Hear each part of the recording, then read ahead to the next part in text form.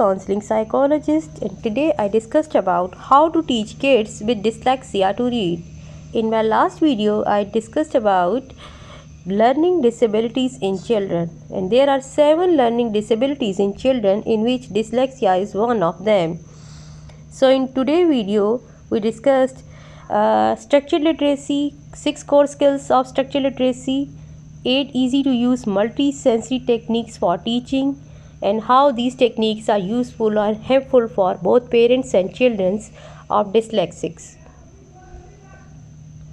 Now start. What's the best way to teach kids with dyslexia how to read? The most helpful approach is called structured literacy. This way of teaching reading is systematic, explicit, and diagnostic. Systematic. Reading skills are taught in a logical order. Kids have to master the basics before moving on to more complex skills. For example, a teacher makes sure kids can blend 2-letter sounds before asking them to find those. Explicit. Teaching is clear and direct. There is no guesswork. For example, a teacher points to each letter in the word sit and says the first sound is S, the second sound is E, and the last sound is T. Diagnostic. Teacher constantly assesses students to make sure they are mastering concepts before moving on. Instruction is individualized. For example, after working on blending sounds, a teacher notices one student needs more practice. Structured literacy helps all kids to learn to read, but it's extra helpful for kids with dyslexia who often have trouble with the basic skills of reading. Structured literacy helps kids build a solid foundation so they can develop more advanced reading skills. So there are 6 core skills of structured literacy. Structured literacy focuses on 6 core skills needed for reading. Number 1, identifying the sounds in spoken words. Number 2, connecting sounds to letters. Number 3, dividing words into syllables. Number 4, studying meaningful parts of words like prefixes and suffixes. Number 5, understanding sentences structure and the order of words. Number 6, understanding the meaning of words and sentences. Kids with dyslexia often have trouble with the first 2 skills, breaking down the sounds of language, phonological awareness, and matching those sounds with written symbols, decoding. 8 multisensory techniques for teaching reading can be used, which are helpful for kids, especially those who struggle with reading. Multisensory instruction is a way of teaching that engages more than one sense at a time. Using sight, hearing, movement, and touch give kids more than one way to connect with what they are learning. Number 1, sand or shaving cream writing. This activity lets kids use sight, touch, and sound to connect letters and their sounds. Kids start with a handful of sand on a cookie sheet or a dollop of shaving cream on a table. Then they spread out the sand or shaving cream and use their finger to write a letter or a word on it.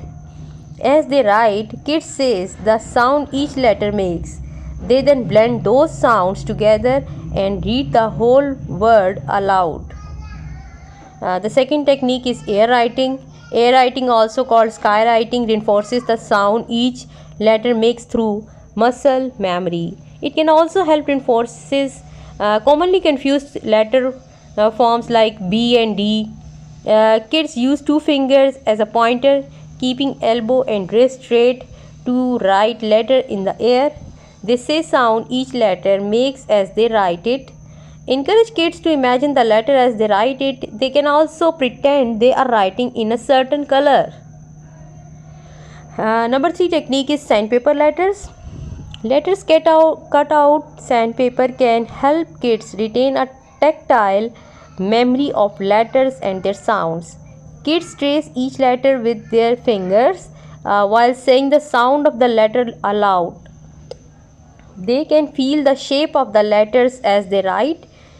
Kids can also arrange sandpaper letters on a table to spell out star or sight words. Then they lay a long piece of regular paper on the top and color over the letters like a gravestone rubbing. Next one is word building. Kids build words with tiles or magnetic letters. The Barton reading program uses color-coded tiles in various ways to help kids connect sounds with letters. Kids can also use magnetic letters that have vowels in one color and consonants in another. Kids say each letter sound as they lay it down. Once they have built the word, they read it aloud. Next one is read it, build it, write it. You can use this technique to teach sight words to one or more kids at a time. Kids each have a piece of paper with 3 boxes on it labeled read, build and write. They also have cards with the sight words, magnetic letters and a marker. Have kids read the sight words that's in the read box together with you, then have them build the word in the build box using their letters. Finally, have kids practice writing in the word in the write box. Next one, tapping out sounds. Take the word bat. Kids tap an index finger to their thumb as they say the B sound. They tap their middle finger to their thumb as they say the short A sound. And they tap their ring finger to their thumb as they say the ta sound. Then they put the sounds together to say bat, like this, bat, ba-a-ta, bat. Story sticks. Story sticks can help kids who struggle with reading comprehension visualize the elements of a story. Use a different color craft stick to represent each element. Yellow sticks might ask the question, who are the characters? While blue sticks ask, what is the setting?